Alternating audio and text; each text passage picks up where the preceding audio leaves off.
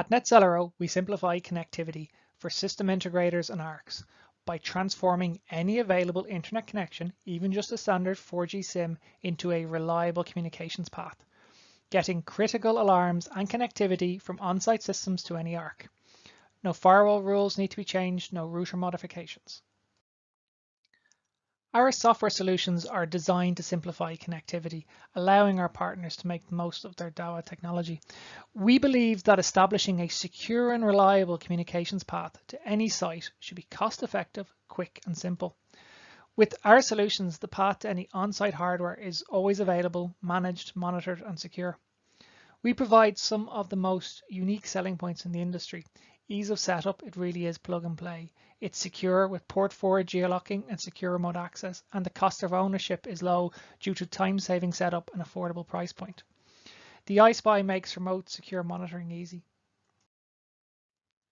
System integrators should be spending their time demonstrating crystal clear footage or the powerful analytics from Dahua's range of systems.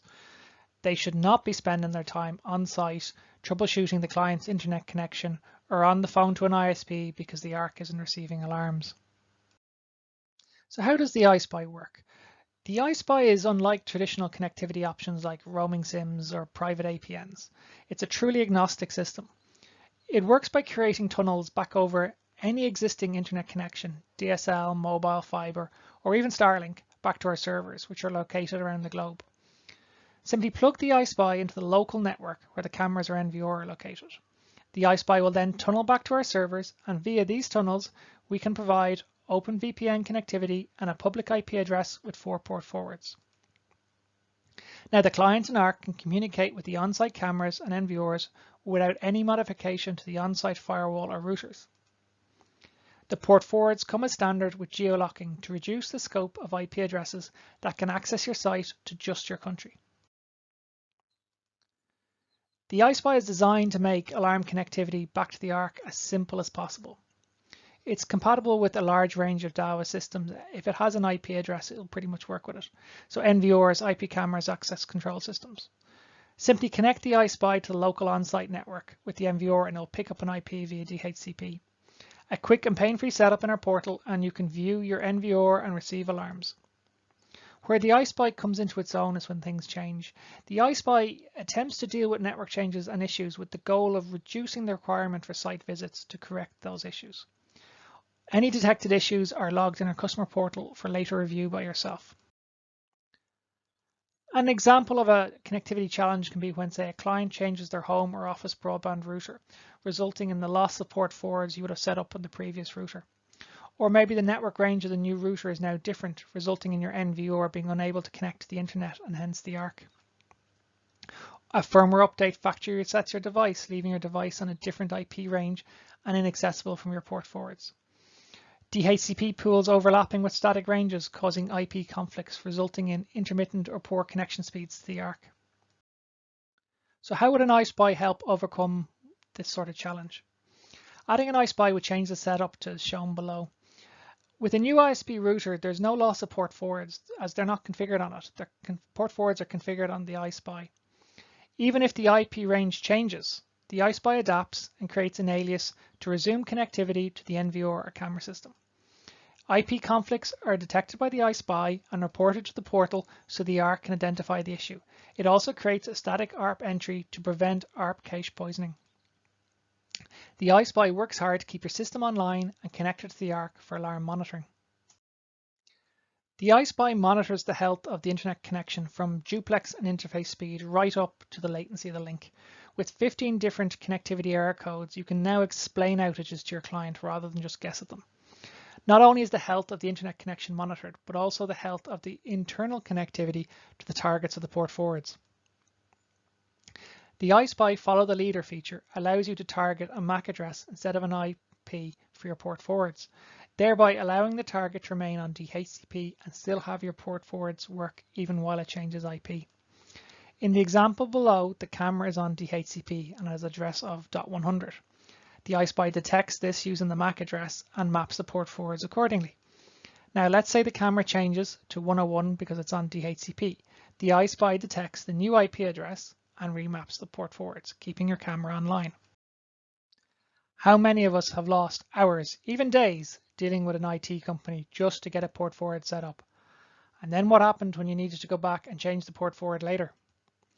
Opening up ports from anywhere is viewed as high risk by most IT companies. Very few have firewalls capable enough to perform geolocking or intrusion detection. With the iSpy though, the port forwards are in your control. Port forwards are not required in the corporate firewall at all for this to work. Just a small set of simple, straightforward rules to allow the iSpy to connect out to our core network. These rules are simple IP and port based to pre-described destinations, thus representing a low-risk firewall change for the IT company. And in a lot of cases, these rules aren't even required, as they often just allow traffic out. The iSpy can also be stacked, or in other words, you can have more than one iSpy per internet connection. We all love the Dahua peer-to-peer app. By having the iSpy sit in parallel to the NVR rather than as the gateway, it liberates the app to do more for the client. Other vendors' existing solutions require their gateway or solution to sit directly in front of the NVR. This means that the data for the peer-to-peer app must go via that solution. These solutions tend to have data limits or speed limits. With the iSpy, the peer-to-peer connection bypasses the iSpy, thus freeing you from any data constraints and providing a second connection path to the device. The iSpy provides you with secure access to your site. It has an onboard OpenVPN server that uses certificate key pair for authentication. The encryption is end-to-end from your iSpy the whole way to your laptop, PC, or smartphone. The iSpy provides the security-conscious client with secure encrypted access to their cameras. For the system integrator, this provides secure access to the whole local network, allowing you to quickly and easily access the Dahua virtual host feature, directly access camera web interfaces, manage on-site PoE smart switches, Wi-Fi bridges, or even the ISP broadband router. The iSpy can be used to connect Dahua equipment pretty much anywhere in the world. We have examples of it on critical infrastructure, retail, smart buildings. Pretty much anywhere you can get an internet connection, you can get an iSpy to connect your equipment. So you will have heard me discuss how it's really easy to set up the iSpy. So you plug the iSpy into the local network where the NVR or your camera system is located, and it comes online in our portal like this. You'll see a big green tick to show you it's online. You'll see its latency and the current upload and download speed through it. This IP address here is the public IP address you're connecting from and the country it's coming from. This is just a simple sanity check so you can make sure it's coming from the connection you expect and not a different way. So the first thing to do is to run the wizard. So we scroll down and we click on the wizard button. There are three types of connection: secure, light, and hybrid mode. Secure mode is where you want to connect to a site via the OpenVPN only. Light mode is where you have your 4 port forwards on your static IP, and hybrid is a combination of the two. So for the purposes of this demo, I will run it in hybrid mode. So the main question you have to answer in this is whether you want a BiNAT setup or a direct routing. Now, we say to most users, go with the BiNAT because this works for 99% of cases. And the reason why it works and why we recommend it is that often you arrive on a site and their site's network, so it's a home network or a small business office, and their network is 192.168.1.1. Now, when you're back at home or you're in somebody else's office and you need to connect over a VPN to that site to maybe fix something remotely, you could find that their office network is also on 192.168.1.1. And that is quite a common scenario.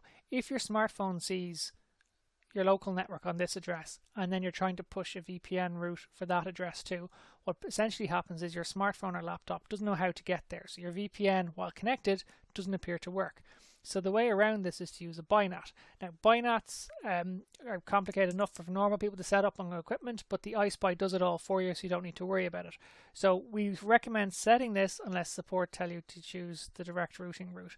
And why you pick this is explained in the next step. So we pick this. So what it does is basically, let's say you have a home network and the NVR is on 1.10. Now, if you're on the other network, say another business's network or your home network, and you want to connect to the VPN, once the VPN's connected, instead of putting into your browser, say 192.168.1.10, you put in 196.10. If you want to connect to 1.100, you'd put in 196.100. And the whole way through, you can continue through the whole subnet. And the idea is that even though you're not changing the local network on the customer site on either end. They're still all on 1.x. When you put into your browser 196, the iSpy will handle all the NATing. And that means then that even though you have two networks that overlap in two different locations, your VPN still works. And that's why we recommend this approach. So just confirm it by pressing confirm. And now we're on to the port forward section. So for the port forwards, you can basically scan the local network. So I'll start this going because it takes a minute or two. Okay, so the results have come back and it's basically scanned the network. You can see here it's detected on this IP address a Dahua device. So you can put in either the MAC address of the Dahua device if it's on DHCP and it will track it, or you can put in the IP address. The green ticks here basically tell you that these devices have web interfaces running on port 80, or if it was running on HTTPS, it would have a tick here and here. So we know this device has a web interface running on port 80, so we could either put in the MAC or the IP address. So let's just put in the IP address and port 80. Now you can add more port forwards if you want, but for the purposes of this, we'll just go with one and we click save. Now at this step here, it's basically asking you if you want to restrict remote access. Now by default, you're geo-locked, so only IP addresses in your country can connect. So in this case, this device is running in Ireland, so only devices within the Republic of Ireland can connect to this device. If it was in Germany, only devices in Germany, etc. But you can lock it down further than that by adding in an IP address or ranges, and you can add multiple ranges and multiple addresses if needs be. The idea is that you can restrict to the ARC, or you can restrict to an office, something like that, if you just want your port forwards just used for that. If you want to keep it to just geo-locking, just leave it blank and click save.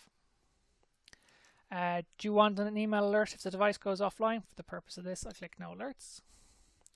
Now, this is about the iSpy. Do you want the iSpy on a static IP or dynamic IP locally? 9 times out of 10, you just want to leave the iSpy on DHCP. This is not about your NVR, this is about the iSpy. So we're going to leave it on DHCP. And we click next step. Are we using a remote monitoring company? This is for where you want to be able to send the events logs from the iSpy directly into Sentinel or Imix. This is mainly used by monitoring companies who are providing the iSpy themselves directly to the customer, so that they can basically catalog all the events for a site in one location, either Imix or Sentinel. In this case, we're not, so we'll skip through. Now, basically, we've completed the wizard and we just want to push to the device to configure it. So the device is currently reloading its configuration. It'll update in a second when it's reloading, but I'll just scroll down to show you some important points first. So you can see here the port forwards. These have been masked just because it's a demo, but basically this will be the public IP address and the port number you're connecting in on. This is where it's going to internally. You'll notice the grey circle there. That will turn green. If it can find that IP address, it'll green tick it, and it will do a basic TCP test against port 80 to make sure it's there. The idea of that is to detect errors that people often make in typing things in. This section down here is the VPN access section. So if we scroll down and have a look at the VPN access, if you're logged in and you want your connection file, you click download.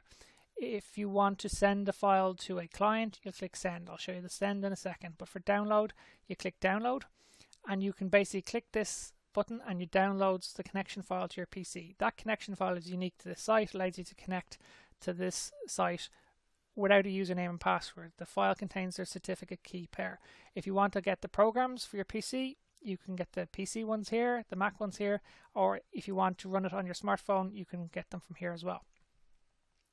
Now, you can also use the send button to send it to third parties if you want. You click the send button, you enter their email address, it sends them a copy of the email, or sends them an email with the attached connection file, but it also has instructions on where to get the same programs you've just seen here to download. So it gives you links to all these. So the file, when it arrives at the customer, has all the details they need to connect.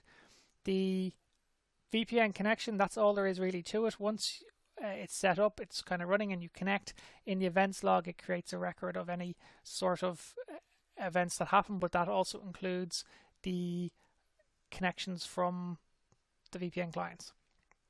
So we can see here the configuration is complete. It's got a green tick beside the 2, which basically says that it has managed to detect the IP, and it's managed to detect this port open. So this port forward should now have no problems working. So we're now going to basically test connecting to this public IP and this port.